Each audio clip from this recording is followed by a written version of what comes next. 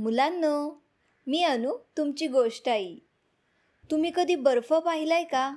अगदी कापसासारखा मऊ, थंडगार, शुभ्र पांढरा बर्फ. आणि त्या बर्फात घसरगुंडी खेळली आहे का? नाही? मग आज आपण थेट जाऊया कैलास पर्वतावर. पण थांबा, आज आपल्यासोबत कोण आहे माहितीये? आपला बाप्पा तुतू उंदीर आणि गणपती बाप्पाचे आई, बाबा आणि भाऊ सुद्धा. चला पाहूया आज हे सगळे मिळून बर्फात काय काय धमाल करतात. गोष्टीचं नाव आहे गणपती बाप्पा, तुतू उंदीर आणि बर्फ. खूप खूप वर्षापूर्वीची गोष्ट. कैलास पर्वतावर एके दिवशी रात्रभर इतका बर्फ पडला की सकाळी उठल्यावर सगळीकडे शुभ्र पांढरी चादर पसरली होती, एकदम व्हाईट.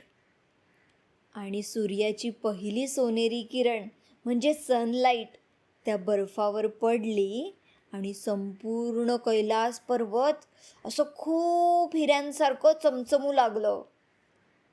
लहानसे गणपती बाप्पा आनंदाने बाहेर धावत आले. आई, बाबा, लवकर या, किती सुंदर बर्फ पडला आहे.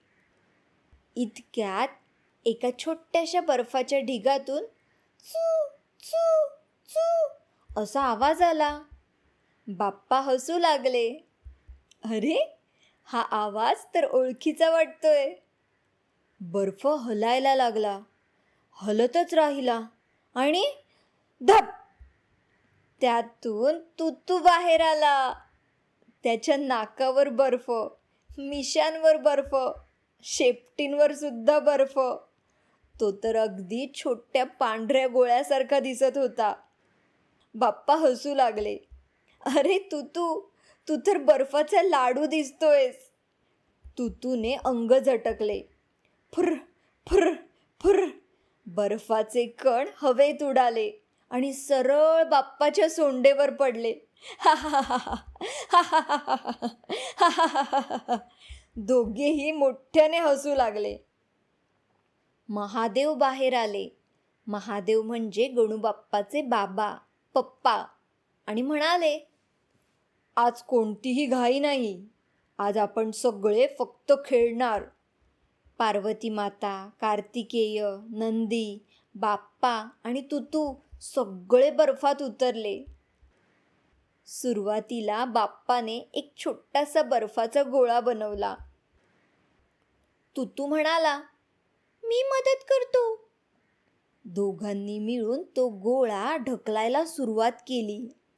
ढकलत गेले आणि गोळा इतका मोठा झाला की तुतू त्याच्या मागे पूर्ण लपून गेला. अरे तुतू, कुठे गेलास? आतून आवाज आला.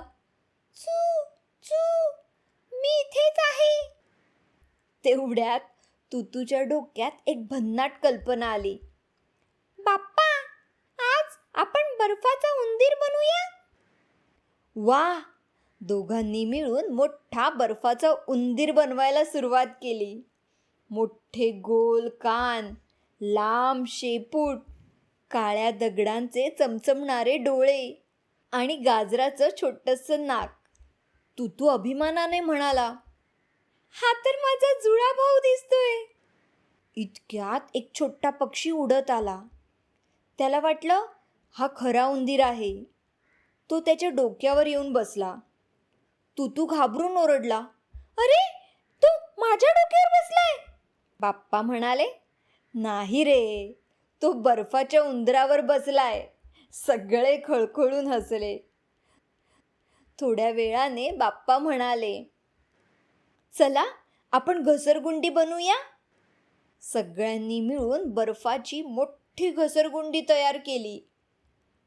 तुतू पहिले घसरायला जातो, पण तो इतका छोटा असल्यामुळे मध्येच थांबतो. तो ओरडतो, बाप्पा, ढकल ना. बाप्पा हलकासा ढकलतो. तुतू इतक्या वेगात खाली येतो की जाऊन सरळ नंदीच्या पायांमध्ये शिरतो. नंदी दचकतात. अरे बापरे, सगळे हसायला लागतात. मग कार्तिकेय घसरले, मग नंदी, मग महादेव आणि शेवटी गोलमटोल गणपती बाप्पा. बाप्पा खाली येताच मऊ बर्फात धपकन बसले आणि सगळे मोठ्याने हसू लागले. तेवढ्यात काही छोटे ससे, पक्षी आणि हिमालयातील इतर प्राणीही खेळायला आले. बाप्पाने सगळ्यांना आपल्याबरोबर खेळायला बोलवले. दिवसभर सगळ्यांनी बर्फाचे खेळ खेळले, गाणी गायली आणि खूप मज्जा केली. तुतू त्यांच्यासोबत बर्फाचे छोटे छोटे गोळे करतो आणि त्यांच्या अंगावर फेकून खेळतो. एक गोळा चुकून बाप्पाच्या पोटावर येऊन लागतो. बाप्पा नाटक करतात. अरे अरे अरे, मी तर हारलो, आणि मुद्दाम मऊ बर्फात पडतात. संध्याकाळ झाली. सूर्य हळूहळू मावळू लागला, म्हणजे सूर्य बाप्पा घरी जायला निघाले. संपूर्ण बर्फ सोनेरी रंगाने चमकू लागला. तुतू शांतपणे त्या चमकणाऱ्या बर्फाकडे पाहत होता. तो म्हणाला, बाप्पा, आजचा दिवस किती मजेत गेला ना. बाप्पा हसून म्हणाले, हो तुतू, खेळणी तुटतात, बर्फ वितळतो, पण मित्रांसोबत आणि आपल्या माणसांसोबत केलेली मज्जा ती नेहमी लक्षात राहते. तुतूने आनंदाने बाप्पाचा हात धरला. दोघे हातात हात घालून घरी निघाले आणि त्यांच्या मागे बर्फावर 2 छोट्याशा पावलांच्या रेषा उमटल्या. एक गोलमटोल बाप्पाच्या आणि एक छोटू तुतूच्या. मुलांनो, गोष्ट आवडली का? मग सांगा बरं, बर्फाचा उंदीर कोणी बनवला? आणि घसरगुंडीवर सगळ्यात आधी कोण घसरलं? Very good. भेटूया लवकरच नवीन गोष्ट घेऊन तुमच्या गोष्टाईवर. चला, आता सगळे मिळून जोरात म्हणूया, गणपती बाप्पा मोरया.